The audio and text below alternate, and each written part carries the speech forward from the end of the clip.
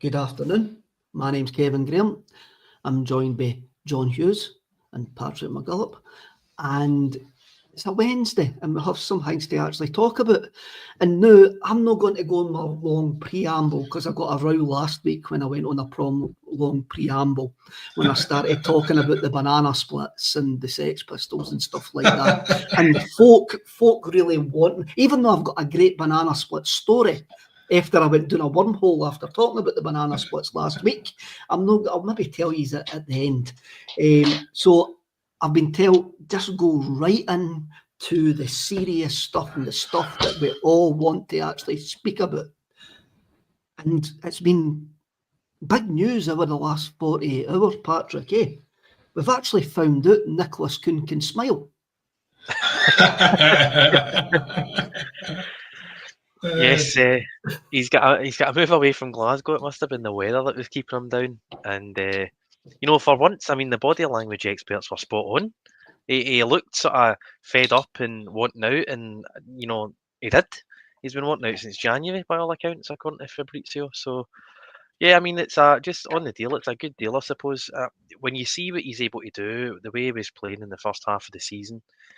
You would have wanted a lot more than 15, but the fact he's been here for 18 months and he's only really performed for 6 of those, 15, 16 million pounds is a great bit of business. It's obviously happened early enough in the window that we've got plenty of time to get a replacement. And if we want another one, I don't know if Nicolas might end up playing in that position. I'm not quite sure, but I think Brendan was right when he commented on it a few days ago. I think it's probably quite a good move for everyone. He's going to go and live in Italy, and I think they have slightly better weather in Como than what they do in Glasgow. I've never been, but I'm pretty sure. I'm pretty confident in saying that. I seen. I think it might have actually been Paul John saying he's a bit of a. I don't know what you call it. Not a maverick of a footballer, but a sort of agent for hire sort of thing. He comes in, he does a job, and then he sort of wants to leave again. And he's failed at a lot of big clubs. I mean, it's obviously not easy to succeed at Bayern Munich, but he's obviously been to quite a few clubs and not played before coming to Celtic. He's been at Celtic. He's had 6 good months and immediately wanted a move. So that signals, I don't know, a bit of an attitude problem in my opinion. He's obviously got ideas above his station, in my opinion. Not to beat up on the guy. He was a fantastic player for us for 6 months, but to want to move that early on in your Celtic career, I think it says a lot about the character. So, I'm happy to get 15, 16 million from that. Should, if we're determined to break even in the transfer market again, that should fund a lot of our signings. Hopefully, we're going to have a net spend for once. But if we are going to break even, we've got 2 million. I think 2 million from Braga. We've covered the wages for Nawrocki. A few other guys have went out the door, so we're getting a lot of business done early. We're still waiting on. I think we're all still waiting on like 2 or 3 big signings. We need a centre half, we need a winger, maybe a striker. We still need quite a lot in. But we have been fairly active, so it's a promising start. But there's obviously a lot more needing done. There is. I think at the count, when I counted the Frimpong money, the Kuhn money, and now we've got the Lager Bielka, obviously we'll get a loan fee for Nawrocki and guys like that as well. I think I counted about £24 million in the pot at this precise moment in time, so I would expect our spend to be at least that by the end of the window anyway. John, it was quite interesting to hear Brendan Rodgers that the player knew that he had interest well before the end of the season, and there was a lot of folks saying that, and I don't think Rodgers was indicating that he chucked it, but there was a wee emphasis. That was a wee sort of nudge that he gave, by saying, the lad knew that there was interest in him before the end of the season, So, well, yeah, make it up what you will. There's I think the best way I saw it described, I think it was E-Tims, and in the most Glaswegian of ways, just called him a moody wee see you next Tuesday. And I think that sort of pretty much sums up the overall feeling. He just, we'll tolerate a lot of things, but we never tolerate people down in tools. And once you come on to a game like that, there's no way you're dropping as far as he did without that being a mental thing. I just don't accept that all of a sudden your forum can go from like absolute world beater to a non-entity, getting subbed at half-time multiple occasions. And that's to be accepted. It's no wonder the manager was happy to let him go. A player like that would, suck the camaraderie out of a dressing room. You know what I mean? You can't, because he's quit. He's down tools, and you're playing with a guy who is basically an empty jersey. And so I'm glad to see the back of him at the end of the day. Yes, he was sensational for that 6 months, and it was incredibly important to us that he was, because it coincided with the Champions League. And so I suppose you could remember him fondly for that reason. But the reality is that we want to have a similar goal in the Champions League. We have to replace those goals and those assists. And he was playing at the top of his game, and it was very impressive. And that's going to be difficult for us to replicate, especially, if we're going to have a ceiling on the budget of, 24, 25 million or whatever it is. But, it's interesting as well. We have been very active, obviously, in the transfer market. There's so many links to us, and they seem to have some foundation. It's not completely made up with a lot of them, apart from the Scarton one, because I just don't believe in to do that. A secret clause in his contract that allowed him to go for what a lot of nonsense. Never heard such nonsense in my entire life. That's just made up. It was that secret that Quinny knew about it in March. I know. So, it was that secret. Yeah. I thought Anthony Joseph was a wee bit wide with that comment, because nonsense, man. It's nonsense. Look, the every single club that approached him would have known about that, which means nobody was valuing him at what they were valuing him for. You can't be valuing a player at 13 million. He's got a release clause at 6.9. That's utter nonsense. It can't. And do you think his agent wouldn't have made that clear to everyone within hearing? It's wild. So I don't know what Anthony Joseph was thinking. He's usually quite good. I don't know what he was thinking.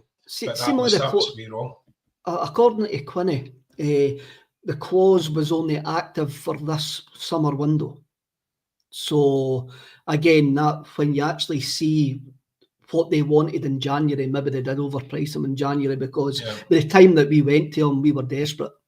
If we did actually go to them, because we didn't care if we went to them with a bid or not, because we'll never know that. And if we did, they kind of knew at that point, perhaps, that we were desperate because we'd sell Kyogo, and they were going, we're going to actually try and run shoe here, eh? And by the time that we've moved to the summer one day, it looks like with the players that we've been linked with, we're talking about replacing Kuhn, and we do need to replace Kuhn, and that's up to the recruitment team and Brendan to replace Kuhn. But with the number of wingers that we've been linked to, I think we're going to try and replace Kuhn with two or maybe three wingers rather than one, and hope two out of the three actually work. And Brendan says that we're going up top. I think he's going to move Dyson through the middle. I do think that, and we're going to overload on the wings. I think I've been saying for a few weeks that we need to pick a position for Dyson. We can't be switching. We need to know quite clearly where he's going to play, whether it's left wing, right wing, through the middle. I think his best position is through the middle. It's just is that the best striker we can get? I know he's been on fire the last few months of the season, but I'll be happy going into a Champions League campaign with Maeda and Ida as your two strikers, which maybe that will be good enough. Osmond is probably going to play that number 3 role. So I think he will play striker as well. We've certainly been linked to a lot of wingers. I think that Balak Shiva, it's one of those ones that seems to edge closer. But I mean, we've been linked with him before, and at first we weren't going to meet the 5 million valuation, and then it was edging a bit closer because he's quite injury prone. So you don't really know whether to believe these things. I don't really pay much attention to this sort of stuff until either Anthony Joseph or Fabrizio Romano, or there's one or two Scottish journals that you can sort of trust really well, Stephen McGowan, or I think the name escapes me, but there's a few others. Again, all this paper talk. I mean, yesterday, the guy for the Sun, can't remember his name. He did write a Celtic book. He seems to be in the know. It'll come back. David Frail. Oh Is yeah, that's the guy's name. There's a few of them that when they actually start talking about it, that there is evidence there. But as you say, you've got that boy from. I mean, yesterday we were looking at a £10 million winger from Vienna, Jensen, and today he's away to Nice for 9. I think I've seen a few people say that he's overvalued at 9 million. So again, it's just one of those ones. It comes in one day and it goes out the next. It's just the rumour mill sort of merry-go-round during the summer. So I mean, as you say, we definitely need a winger or two on either side. Jota been out till sort of November till January makes it even more difficult to try to time it. But it's a bit of a conundrum, that front three, because we definitely need bodies in. But I can see a loan happening for that left wing position, just with the nature of Jota's injury, and I can see us buying someone to replace Kuhn and Maeda through the middle, as you say. I think I can see Maeda through the middle, John, but I think we'll try and replace Kuhn with 2 players, because I can't see Yang being here by the end of this window.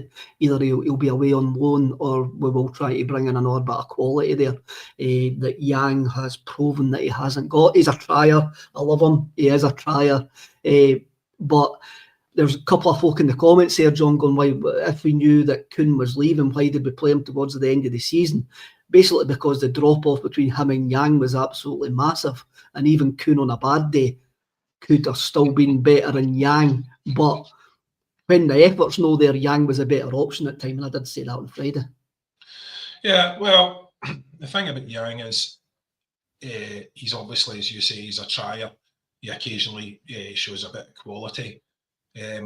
But for the level that we want to be playing at, it doesn't appear as if he's going to get there. So you need to move on to a different option who also might not get there, because the chances of us buying in someone who is proven Champions League level is virtually nil.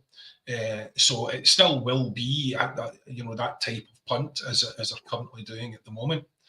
But as we did with Engels, you have to try and buy your potential at a slightly higher level. Now, it's still potential though, and it doesn't work. And when it doesn't work in a £10 million player, then that's an expensive mistake, which is why they keep on trying to get guys in for a couple of million. So you could argue whether Engels has been worth it or not at this stage. And for us on a £10 million player, that's a discussion you shouldn't really be having. But that's what happens, and I'm not going to criticise the club for that, because that's what I've been saying all along. You have to stop buying the 2 millions and the 3 millions and start taking your punts on guys that are, 5 to 10 million. And at least then there'll be some, as long as they're not overpriced, at least then that indicates they're at a higher level to start with and have a higher ceiling to be sold on. So, there is, as Patrick's quite rightly pointed out, there's a lot to do. But we are at least having more success getting guys out the door that we don't want to be there, whether you agree with it or not. And that's just as important a part of the whole process as signing guys, as they're swiftly learning on the other side of the city with their massively overpriced Igamani, who they thought they were getting 15 million for, and Leo said, not on your life. And they have a whole load of guys on. Billy Dodd said, not on your life. Yeah, they have a whole load of guys on, massive wages that they are desperate to get out of the door. But you're talking likes of Butland and Tavernier and all the rest. Who wants them? Do you know what I mean? And how are you going to convince them to go and take a massive wage cut? They have a serious problem trying to get rid of those guys. The idea, at least according to Phil McGillivan, who has got some good contacts in Ibrox, I'd say better contacts that he has at Celtic. So, he was saying that the idea is they will have their top players, their very top players, star players on about 20 grand a week, and everyone will be tiered down from there. They're having to plug a 300 grand a week hole. That is massive. And the only way to do that in any sort of quick fashion or even medium-term fashion is to slash the wage bill. And that's what they're looking to do. So they're bringing in guys on fees and loans and duds, basically, a lot of them. But the wages they'll be on will be significantly reduced from what these guys were on previously. And if they can't get short of them, they will have zero money for any sort of transfers, and they're going to be stuck with those boys, as Dodds pointed out, who just weren't good enough. And that was pretty scathing, his critique of their squad. But I mean, the evidence was there to back them up. They are not good enough, and their mentality was weak.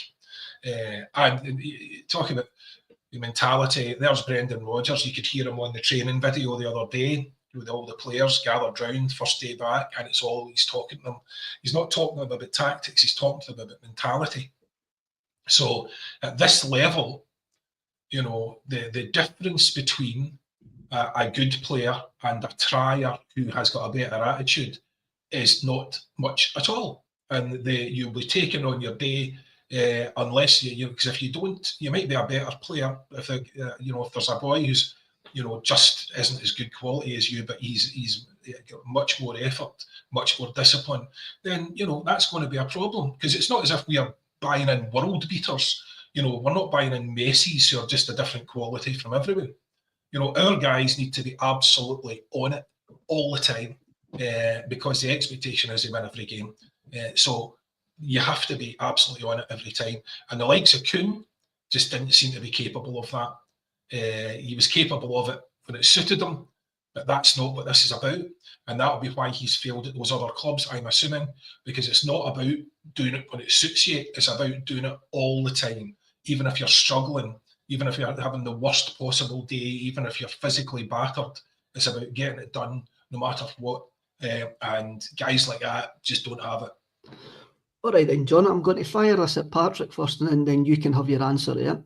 If they are downsizing, right, and they've got a £300,000 a week gap to make up, we will do the same. We will cut our cloth accordingly, because our main aim is to win in Scotland, whereas the fans' main aim is to bridge a 300,000, 400,000, 500,000 a week wage gap with the teams above us in Europe, so we can get to the next level. So it's all fair and well them downsizing, but Patrick, our board will do the exact same, because we have got no ambition whatsoever to actually take that next step in Europe. It's definitely possible. I mean, I think we've sort of improved slowly but surely the last 4 years. To be fair, we certainly get better European results. This year we get lucky with the draw and maybe lucky with one or two results. But I like to think that we're building towards something. And this season I'm not massively concerned by the league. I mean, that could really come back to bite me. But I'm not massively concerned. As John says, they're cutting costs. They're buying, British players from the Championship and League One in England. I think we are still really, really quite far ahead of them. And then, Brendan Rodgers just doesn't really lose league titles. So I'm not concerned about this season. And then the qualifier, there would have to be drastic numbers of sales of our squad for me to be thinking that we're going to lose that, because we're seeded at home in the second leg. The teams that we're projected to play against are they're definitely beatable. So I think we'll get in the Champions League. Beyond that, I mean, again, you really do need to get sort of fairly lucky with the draw. Maybe not as lucky as last season, but I think you definitely need some decent home fixtures in order to try and get into that top 24 place again. And I mean, we've not got any big signings in yet, but I like to think that we will do, and I like to think that we're astute enough and smart enough to know that keep the fans on side and to keep the fans engaged. It really is about trying to compete in Europe. Certainly been in the Champions League at the very least, winning the league every single year. And we need to make slight improvements, if not, very, very large improvements, in order to get into that top 24 spot in the Champions League. So I like to think that we're still improving and that we won't downsize. But I mean, obviously, you wouldn't put it past them. It's happened in the past. You only need to look at the sort of 2012 into the sort of Ronnie Dyla years. We tried to do literally everything as cheap as possible. So I like to think that we're beyond that. I like to think Michael Nicholson doesn't think that way, although he's inherited a lot of behaviours, obviously, from Peter Lawwell. Good practices and bad. But I like to think that we're going to take strides and continue to try and improve, because I believe that we have been improving over the past 4 years. So hopefully we aren't downsizing, and not only that. I mean, we still don't really know who owns Rangers and how they're going to run the club, because you can look at it from two completely different viewpoints. I mean, they've injected £95 million, but at the same time, look, they are going to have to cut costs. It's just a fact of life, and they've already started cutting costs. And they could fleece the fans, but at the same time, they could, be really, really good at running a football club. So, they might compete with us and win league titles in sort of 5 to 6 years' time, or they could be, competing with Hearts and Aberdeen for second and third place. You don't know what's round the corner, so we need to keep our house in order.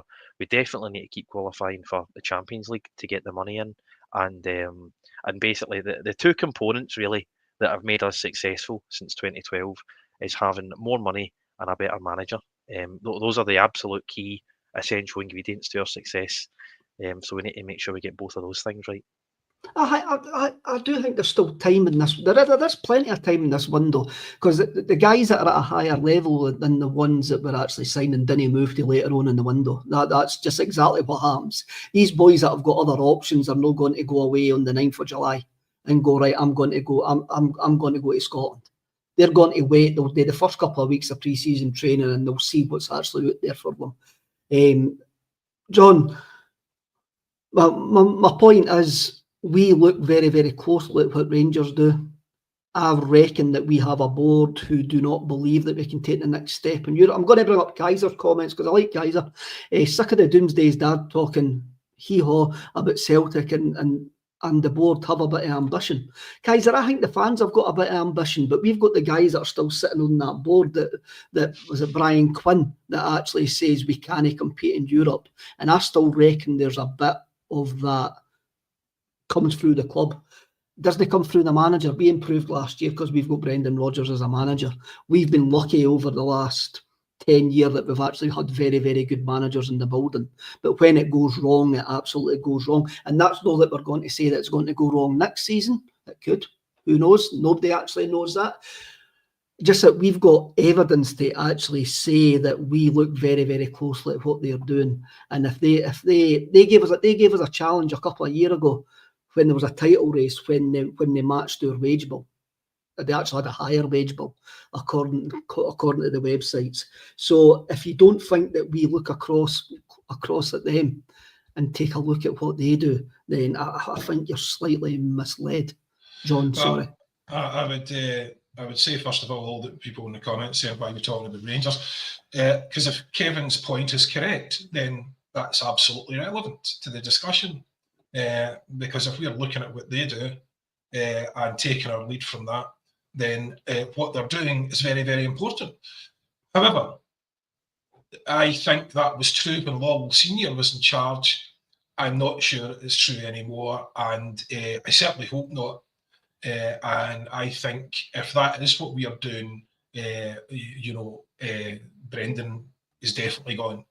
If at the end of this window there's evidence that we have just had a bargain basement window and there's nothing really there to progress in Europe, then he's gone. There's no question of that. He wouldn't accept that. So that's what I'm saying. Tisdale has a big, massive job on his hands here, and he has to show that these guys he's bringing in are quality and worth it. And he's off to a very good start last night, because the one guy who we all thought wasn't going to turn out to be much at all. And he was pretty much dismissed by Brendan as a project player who was just coming in, going to have a look at him, then punt him out on loan. He was basically treated like a youth player. And Inamura's came in last night and had a very, very impressive debut. And it's people saying it's just Cork City, and I had that last night. Well, you wanted to tell that then to some of the first team players, because it's not exactly, they weren't exactly shining. At points there, I thought, take Engels, I thought he was anonymous. I thought Trusty was all over the show at some points, had to be bailed out by Inamura, actually. And it's not as if anyone stood out and shone, in that game last night. Apart from Inamura, maybe that's because we were watching him closely, but he certainly seemed to be the guy who was showing quality on the ball. He had it under control. He seemed to be strong enough in the tackle when it was presented, although he had very little to do in terms of defending. But he did manage to defend by, at one point, doing a back heel lob down the line, which was quite impressive. So the boy can play football, clearly. Now, we sort of knew that was the case before he came in. And then there was a question of whether he was going to be a centre-back or a left full-back. I would say I would have him at a left-back because he's not going to build for a centre-back at the moment. Maybe if he beefs up a bit. But, is that, if Tisdale gets results like that and that boy goes on to get in the first team squad and be an understudy to KT, then massive pat on the back to him. Because clearly Brendan had nothing to do with other than the fact that someone put a bit of paper on his desk saying, we're signing this boy, have a look at him. Because signings at sort of 300 grand or whatever it was are not Brendan's purview, really. Although I was surprised at how surprised he was. You would have thought he'd have taken some interest in, having a good look at the boy, but clearly not. But we did know from his stats and, that he was a baller, but we didn't know whether that would translate to playing for us. Clearly, that's a bit of his game that has translated playing to us. I just don't know defensively how he's going to look when he's presented with a bigger challenge. But it's a very good start. He was really, out of everyone that was on last night, including Osmond and all the rest of it, he was the only one that stood out for me anyway. Well, that's quite funny. I think at about like 12:35 yesterday, I made the bold prediction that you would never see Inamura in a Celtic jersey. By 5:15 last night, I was getting messages in the WhatsApp saying that's the quickest prediction you've ever made, just been shot down. I mean, they usually last 2 or 3 months before they actually get shot down. It just makes me think Brendan watched yesterday's bulletin and went, I'm going to show him. I'm going to put him. I'm going to put him. And I said, well, I'm going to put him a Celtic jersey, and he actually see it just to show him up. I think they got him in and played him as quickly as that. He's just off the plane. I thought they got him in and played him as quickly as that because I think the attitude was quite dismissive of it, and it was just like, get him in, play him in a game, punt him. Get him out on loan. Right. We'll see if he becomes anything. I don't think his development pathway was into the first team. So we'll see what happens. But I think that's the only reason he was playing last night. I've got a theory on why we look at players like this. And it came to me, and I've been quite dismissive. I was really dismissive for the guy, and I'm quite dismissive of the recruitment team at times, and I was quite dismissive of players that Brendan's linked with at times.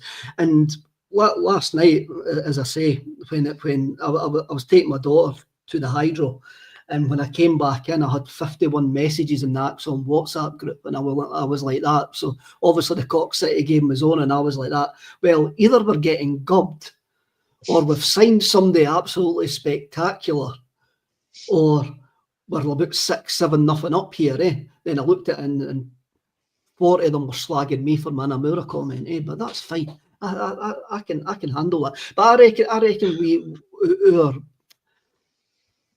the way that we look at transfers is because we didn't really know what's going on, and because we're still suffering PTSD for what we're going to need to call the Mark Wall window, where we're still trying to shift a lot of the guys, eh?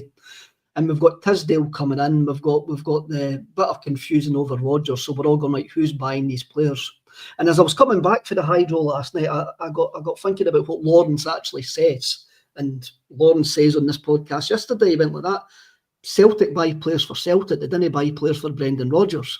And I was like, that's a good point, actually. I never really thought about it that way. And it's a hybrid. We're trying to run the same way as a lot of clubs in Europe, where they have got a recruitment team and they offer the manager players, and the manager says aye or no. I'm sure Brendan says no to quite a lot of players that the recruitment team have actually gave him.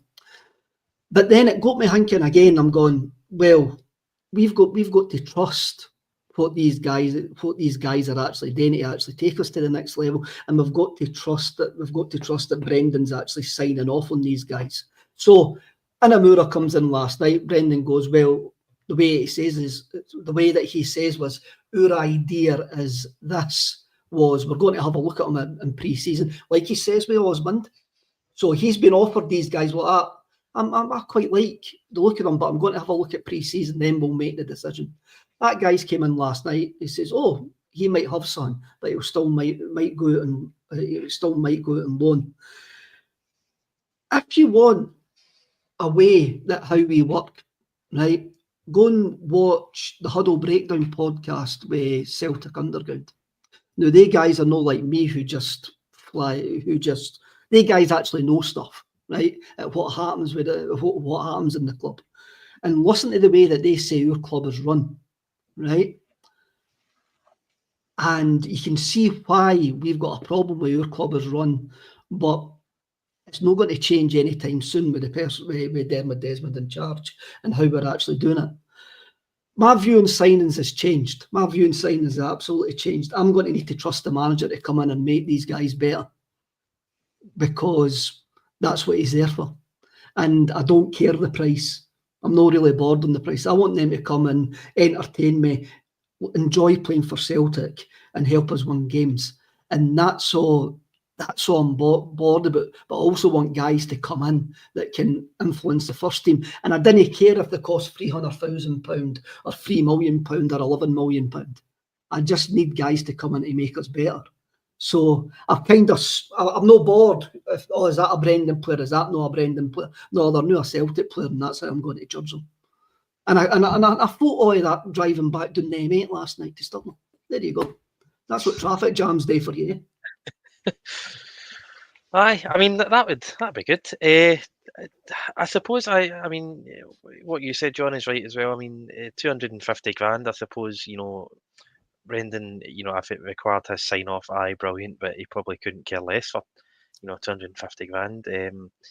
I would agree with you, Kevin. I mean, I'm not really bothered about who scouted the player, who signs off on the player, who wants to take credit for the player. You know, if they come in the door, the manager's job is to, you know, improve them, pick the best squad, improve upon the squad, and obviously win us games, win the league, try and advance the club in Europe. Yeah, I'm not really fussed who takes the credit, but I mean, so a lot of signings, it is sort of quite difficult to sort of pinpoint, you know, who was signing who. You know, I think it's fair to say Austin Trusty and Adam Ida and Schmeichel and all that were Brendan signings, and, you know, Inamura and Osmond and all that. That's obviously that hybrid's got to be there. That hybrid's got to be there. Yeah, of course. It's got to be there. I mean, it's the unprofessionalism of it all, and you know, I don't want to stick the boot into the club, you know, too much, because we are still very early in the window. But I mean, you hear the stories about the way that we signed Ida, you hear the way that we went about signing cash for Schmeichel, and then just tapping up, you know, the same agents or the same clubs all the time. I mean, it's worked with Fulham. It's definitely worked. We've signed 2 brilliant young players from Fulham, and they've went on to make us tens of millions. And, you know, hopefully Osman can be the third player to do that after Dembele and O'Reilly. But you know, it does appear that I think you are right. There's different strategies at play at the same time. It's almost as if there's 3 different departments with 3 different strategies. And it'd be a fun exercise actually to go through the years and see which type of strategy has been the most successful. But I mean, you know, I've tried Is that, this Paddy. I've tried that. It doesn't give you an answer. That's why I've just decided. That's why I've just decided to meditate and roll with it now, because it was taking up too much of my mental energy trying to Aye. work out what's the better policy. You Aye. do want the hybrid strategy, as you say, though. But what you don't want is for that strategy to be off the cuff. So what you don't want is Tisdale in there bringing in youth players, trying to find a diamond, and we've been down that road before. And then at the same time, Brendan's essentially ignoring that, doing his own thing, and he's looking to sign players for the first team ready, Europe ready, and that's what he's doing. And Tisdale's basically in the background doing something else entirely. So it might still be Brendan's Rolodex, it might still be Brendan's contacts and the agents that he knows. Well, John, you know, if you listen to the story, if you listen to the huddle breakdown, somebody on that who was at the Tisdale presentation actually says Tisdale admitted his main focus had been the youth setup. Yeah. So, Well, it had been or would be, had been the youth setup since he had came in. Right. Okay. Well, that's unfortunate, because that means essentially then nothing has changed. And we are running two different strategies, and what I said is likely to be accurate, which is not good, because that means that our Brendan signings could be overpriced from leagues that he knows, from agents that are trying to punt guys, and that's an issue. But I mean, the guys who've been linked with so far, I mean, Nigren seems to be a very good signing that we got for a steal. Now, we haven't seen the boy play yet, but based on what we know of him, that looks a great signing for the money. But we are, and this is back to the point we made earlier about, we've lost in the first 6 of the month season. Kuhn is a massive loss. Definitely. To replace that, that's going to take some serious money or a lot of luck, because if you remember, if we get into that season with Kuhn playing the way he played when he started and the way he played when he finished, we would have got nowhere close to that Champions League run that we had. He was really important in that, but he was on fire for a period of months, and that's what made all the difference. So we either have to be very lucky, get someone in who's a bit of a bargain, and turns out they're on fire or they're on form, and they've been undervalued. And this is the thing, this is an incredibly competitive market. Everybody's looking for the same thing. Undervalued market. Yeah, absolutely, and everyone has the technology now to moneyball it. Everyone has the technology to look at the stats of guys that are undervalued and why didn't they fit in this team and all the rest of it. That's what they're all doing. So to find one, not just find one, but then find one that wants to come. Like, that's a big ask. It's a big ask, and that's why you need to pay a bit more. And in our case, you might even have to overpay slightly for guys you think have got great potential.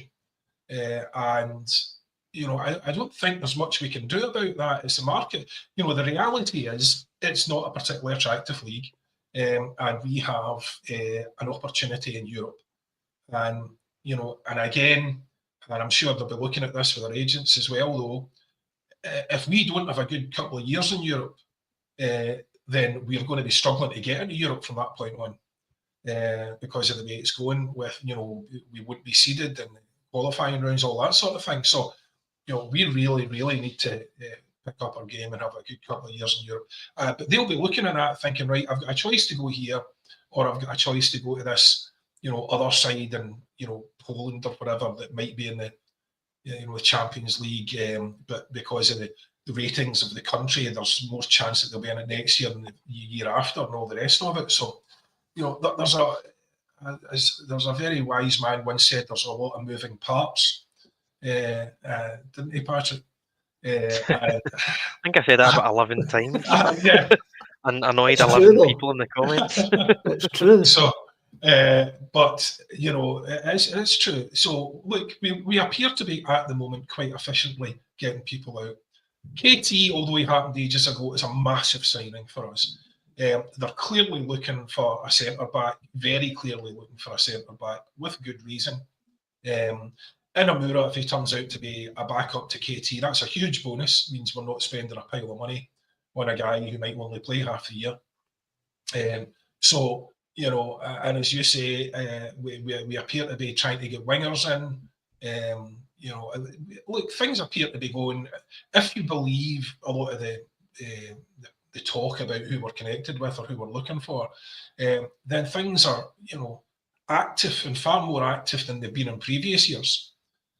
So I'm sort of encouraged by that. But you know, you pay your money, you take your choice. You get the likes of Inamura that stood out last night. You get the likes of the boy Osman coming on, didn't look anything special, you know. But that's your first game, you know, and all the rest of it. So, but the majority of the team didn't look anything special last night. So, you know, it's difficult to know what to take from that. But with these pre-season games, you can play yourself in to contention, but it's much easier to play yourself out. Aye, that's on Patrick that you have a look at. I didn't really pay attention to the pre-season games. I've called them glorified friendlies, and I think I did watch the last 10 minutes of the game last night when I got back in, and I think I nearly fell asleep. When in the 10 minutes I actually watched, there's too many changes. It's a friendly game. It's not going to make much difference. But if you believe what Rodgers actually says, some folk don't. Some folk have got a right not to believe a word that he actually says. Then he was saying, I look at guys at training and see what they can do and see what they're going to bring to the team over the season. He sometimes makes it look like that everybody's got a chance, but you do know that guys are in that building. You just have to look at the aforementioned Lagerbielke and Narovsky, who peed them off and disappeared from view very, very quickly. That there will be guys that are in that. There will be guys in that squad at this precise moment in time who haven't got a future with us. I've not seen all of his comments from last night. I've seen comments. I think I read most of his comments after Friday night, and he basically said that Naroki couldn't get fit, which never looked unfit to me. I mean, obviously he didn't play an awful lot, but you know, I suppose it's that could just be an excuse. You don't know, you know, what the reason is. I'm happy to take it at face value, but you know, that was the reason that Rodgers gave. Lagerbielke, as I say, I've not read his comments from yesterday, so I don't know if he's given a reason or whether he was asked about it or not. I'd like to find a reason for that as well, because those two it's a real mystery. Those two, it's really, really odd. Even more mysterious than Gutman and Perez, who, you know, was announced as a double signing and then never played a competitive game. You know, I agree with you. I mean, you're sort of waiting all summer, well, the month of June anyway, for Celtic to come back, and then when the friendlies start up, within 20 minutes you're sort of sleeping, because you know these guys aren't fit. They know that there's nothing to play for. It's all about fitness, trying stuff out. A lot of these early games, there's a lot of youth players playing, so it's hard to sort of get up for it. Obviously, the first goal was a good goal. Second goal, great for, you know, young player Donovan. You know, I know it's not a competitive goal, but it's sort of good to see that sort of score a winner in a sort of friendly tournament. Good to just from a sort of macro point of view, good to, you know, have a friendly over on Ireland. You know, we seem to be playing into that an awful lot more. You know, the kit that John's got on, we're doing it a lot more with merchandise. I spoke last week about, you know, we need to dominate in areas where it's easy for us to dominate, and I think trying to be a major player in the sort of Irish sport market, I think, is obviously something we have the potential to do. Sort of east coast of America, there's a lot of Irish diaspora over there. We can dominate there commercially. Japan, Australia. It's good to see us dominating where it's possible to do so. But I mean, just on players, I mean, I suppose, yeah, you do have a chance to play yourself into the team, but it is very rare. And I suppose last season we had a tremendous pre-season, beating Man City and Chelsea, and then we sort of continued that on right up until the Leipzig game, dropped off a wee bit, and then sort of picked up again with the Bayern fixtures, and then, I mean, you have no idea. Kuhn, and maybe there's other players like Kuhn in that dressing room, you have no idea what effect that has on form and attitude, and the season being over effectively in the middle of February. So it is a bit of an indicator at times, but it's hard to really pay attention to the results of friendlies. I think when we start playing, I think it's Ajax we're playing in the Como Cup, isn't it? And then we've got Newcastle at Parkhead. We're playing Sporting Lisbon, so maybe as more first team players come into the side and it's a sort of more settled 11, and we see what Brendan wants to do, we'll get a better indication of how the season's going to go. But just on the point about the defence, it was only just sort of struck me as we were chatting there. We are one good centre half away from having a really solid defence. I mean, I know Kasper's another year older, but I really like Alistair Johnson. When Tierney plays, we know that he's still quality. How many games he plays, we don't know, but when he plays, he's really good. Carter Vickers, I think he was better under Ange. He's been injured a lot these past 2 seasons, but still our best centre half by a mile, best centre half in the country. And then we've got half decent backups for these positions. So we are one centre half away from having a really, really good defence. I think the midfield is all right. I think it'd be interesting to see if Nicolas Kuhn plays as a midfielder as opposed to a forward player. That could be an interesting option, especially if Hatate stays. I'd love to see Hatate stay. So we've got a really good building block. Well, sort of 1 or 2 players away from having a brilliant keeper, defence, midfield. It's just that, as I say, moving parts. Said it for the 12th time. The moving parts up in that sort of front 3. And then the big question mark over the manager's contract. It'll be really interesting to see what happens with that. I think it is a bit of a standoff. I think because what he'll want to see if he's been backed to progress in Europe, because if he's not, why would they stick around? On the other hand, do the board want to give him 30-40 million to spend if he's going to leave in the end of May? So I think both parties want to see a bit more from one another. So that I think there definitely needs to be some trust there, which maybe I like to think is there between him and Nicholson and Desmond. So I think if he's going to sign a contract, it's probably going to happen by the end of September. And if we get to the end of September and he's not signed a new deal, I think we need to start drawing up a list of managers for next summer. I don't see why he wouldn't sign a contract by the end of September. John, I'm going to ask you, but I want to come back to the centre-back point with Patrick, because I kind of disagree with him that we're only 1 away from a decent back line. I think we'll be 2 away by the time we get to the August, because I do think that Cameron Carter-Vickers is going to leave. I just feel it in my water, and hopefully that prediction goes the exact same way as Inamura one.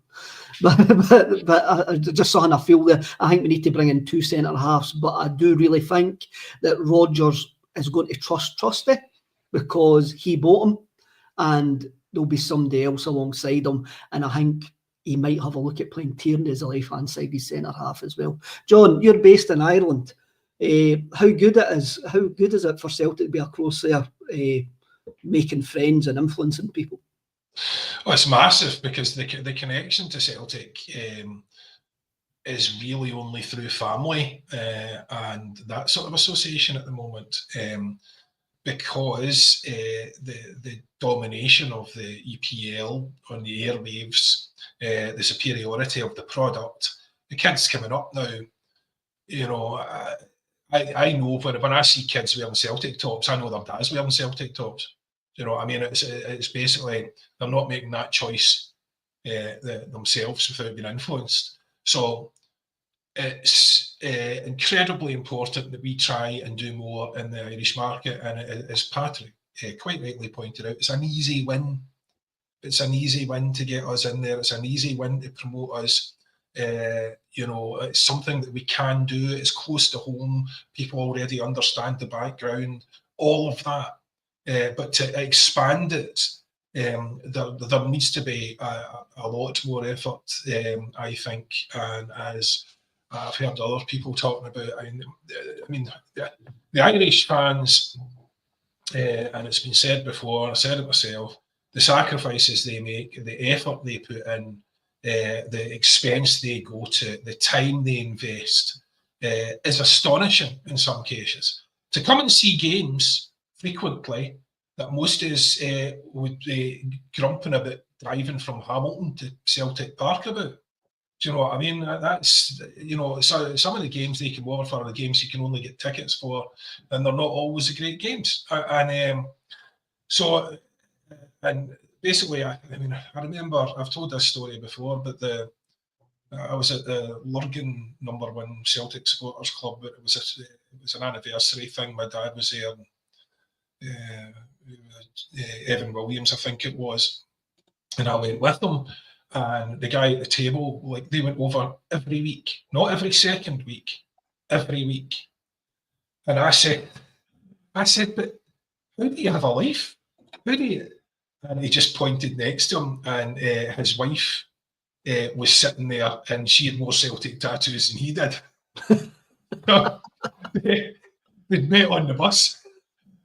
So the two of them, that was their life every week, right? Home and away. That's what they were doing. And it was just like, I was like, okay, that explains it, because even every fortnight, that's massive time away from your family. You know what I mean? You've got to go, unless you're flying, you've got to get buses and ferries. You're talking about basically taking a day and a half, 2 days out your weekend every second week. That's a lot for a partner and kids and all that to accept. So never, and that's just the relationships, never mind the money. So I think Celtic have a duty to acknowledge that. I think they should do more to accommodate the fans. I think there should be, an official Irish Celtic supporters liaison. I think they should be, maybe subsidising some travel and stuff like that for guys that are doing it on the regular. Maybe subsidising some of the supporters clubs. I think that, it's just, you cannot be ignored how important it is, not just from the heritage, but from the financial point of view, and the amount that these people, the amount of love they show the club. I know it's a limited company, or a PLC, excuse me, but the people in the PLC, I think, need to acknowledge that and show some of that love back in return. They do, and I sometimes think the club, Patrick, unless it slaps them in the face, an opportunity comes up and slaps them in the face, they didn't think outside the box at times. Well, we're facing massive problems with in Ireland, where we used to be everybody. I think Jim Goodwin done an interview when he says everybody where he grew up supported Celtic. He says, but then gradually the English team started taking over, and that's just the way football is. But if Celtic go across there and visit time and time again, then that changes. If we're a visible presence in Ireland, then that actually changes. It's the same as what you've mentioned in the North America and that. But again, these trips to the North America and East Coast America are going to be more and more difficult in the seasons to come because of the European qualifiers. So it's going to be very difficult to get across there and actually go to the markets. So Celtic should probably be targeting the Irish market over the next couple of years, just because the logistics are going to point that way. Yeah, absolutely. And it's easy. You can just sort of hop over, 40-minute flight, or get the ferry or whatever. There's no excuse not to do it, every year. And I think, as I say, I'm not an expert on the friendlies we've played over the last 4 pre-seasons, but I'm pretty sure we have most years went to Ireland. I think we've done it once or twice when Brendan was here the last time as well. I remember under Ronnie and Neil Lennon and stuff, you'd end up going to go to Austria almost every pre-season, which seemed such a strange choice. I mean, you need to factor in weather and training facilities and all that, I suppose, but I don't see why we wouldn't at least make one trip, one friendly to Ireland, every season, because it's an easy win, as John says, and as well the dedication from the thousands that travel over either every week, every second week, part of CSCs. I mean, you're talking there about lifestyle, John, but financially, that must be. I can't imagine how much that must cost. I mean, tickets alone, if you want to go to Celtic Park, Hampden, and all the European games, you're talking about £1,000, and then to add ferries and buses and food and drink and all that, it's absolutely mental, and you're not even talking about away games at that stage. So I mean that's an incredible commitment. So yeah, I think there does need to be a wider recognition and a wider appreciation of how much they contribute. And I think I said, talking to Chris last Wednesday, Chiellini, I think, was on that Sky programme, and he said the Premier League is the Super League, essentially. The Champions League, it's probably benefits us, the new format, in my opinion, and it's slightly more open and it's slightly more interesting. But you've got these 8 games. I think they wanted it to be 10. I think it will be 10 in the future. It'll be 10 in the next 2 years. Just the next time it's on, it's going to be 10. Just compared to 10 years ago. I mean, 10 years ago, you would see guys cutting about with sort of Man United, Liverpool, Man City tops and all that. But it's everyone now. You don't really see. Maybe I'm being a bit hyperbolic, but I mean, it is so overwhelming, as John says, on like the airwaves and stuff on the telly. Just everyone watches the Premier League. It's impressive, what they've actually managed to achieve, really. But it's terrible that even in Ireland we are struggling to compete with the behemoth that is the Premier League. Guys leaving, top Italian sides to sign for Bournemouth. I mean, it's scary. Yeah, just the pool that they have in basically every aspect of football. It's the same when you see the Waynes kicking about with the Inter Miami tops on and that Saudi mob that Ronaldo plays for as well. By the way, you see, the interesting thing here is, and I don't know if it's because I keep thinking it's a Palestine top, but it's top that I'm seeing all the time now, and seen as much of, is Arsenal. That new Arsenal top, the black and red thing, everyone's wearing that over here. And I know I didn't think there were that many Arsenal fans. That used to be Arsenal was an outlier, because one of my in-laws used to be an Arsenal fan, and that was odd at the time. But yeah, I've seen an awful lot of that now. But the merch, a lot of the merch, especially when you've got companies like Adidas and stuff like that, is so professionally targeted and so well done. Unlike some of the merch I'm wearing, we're going to get to that, John. Don't worry. It's on my list here. But I am not an example. I'm a complete mug. And I went too early. The warm-up top looks better than this top, so I went far too early. But I'm just... See, they rely on people like me, though. I'm a mug. I've got that many Celtic tops in there. I'd need 14 days in a week to get through them all. So it's just, I'm an absolute mug. And there is nothing more attractive than a man in his mid-50s wearing a replica football top. They're designed for me, obviously.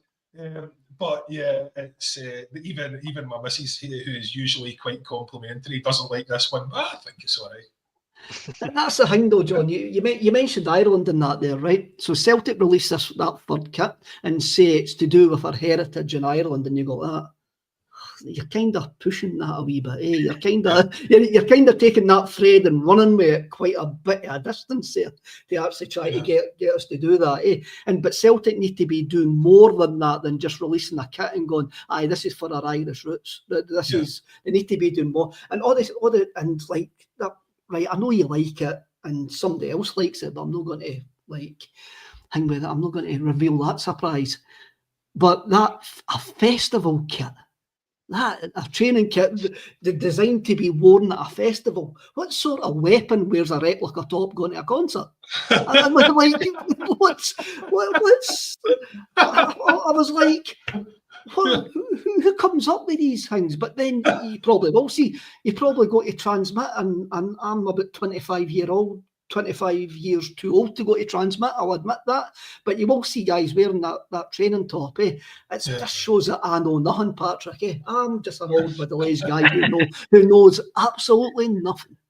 I mean, I'm the opposite of John. I've never really bought kits. I mean, I've got a few for my Christmas over the years, and I wear them to games and stuff. But I've never played football. I don't sort of wear them. I wear them around the house and stuff. Don't wear them sort of walking about and all that. So I've not got many Celtic tops, and it's not something. I don't know. I suppose it's just the price of it. It's always put me off. But I've got no opposition to the club releasing, 10 tops a year. I mean, it's ridiculous. I admit it is absolutely ridiculous, and some of the ways they try and justify it is equally ridiculous. But I don't think people should be. I don't feel compelled to buy it or anything like that. I've got a sort of replica of the centenary kit. I've got the 16-17.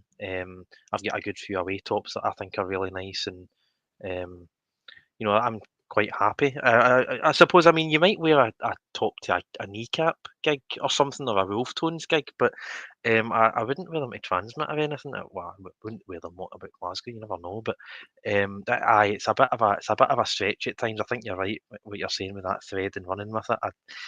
Some of the ways they justify it are quite ridiculous, and some It's of them very, very ridiculous. And I think it's not. There's no. I don't think some of them they claim there's a link to Celtic. There's not really. It's just an Adidas top with a Celtic badge, and fair play to them. Try to get money. It benefits the club. You don't need to buy the top. Just buy it if you want it. So I don't mind them selling it. I just think I'm not going to slag John for wearing it. Yes, I am. I'm not going to slag. I'm not going to slag John for buying it because it's his choice.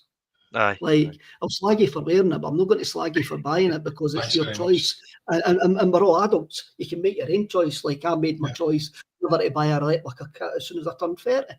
And I've stuck by that because I went, it doesn't suit guys. Do you know, it's what it is, Kev. I'm just so good looking in them. Do you know what I mean? That's what it is, John. They just suit me can't argue with that well. logic. No, you can't argue with that logic. And as long as I believe that, I'll continue to spend my money foolishly. Then you've got the other thing. Then with Panathinaikos released a third kit, and it's absolutely cracking. It's black with pinstripes. I don't know anybody check it out. It's on one of the Adidas sites. Go and have a look at it. Yeah, really nice. Really nice. With the Pana clover badge, and I'm going, that would be a cracking Celtic top. Yeah. I'm having a look at it, going, Celtic, you had one job. You had one job and you absolutely messed up. Go and have a look at what Panathinaikos have done. And I was just going, but again, I didn't buy them. My kids get them as presents. I do not buy them. So I mean, what they're doing is, the reason they're not doing that is because we've had that very similar stuff in the past and people liked it, but they'll just recycle those jerseys then. And if it's too close to what we've had in the past, then why would you buy a new one? That's why everything's a wee bit more radical now, because it's trying to push you down the road of, well, if I don't get that top, everyone will know it's not the new top, and it's too far away from the. So what they're trying to do is make things different enough that you want to buy them, and some mugs will. Dave, I'm going to go through. You're not a mug, John. You make your choice.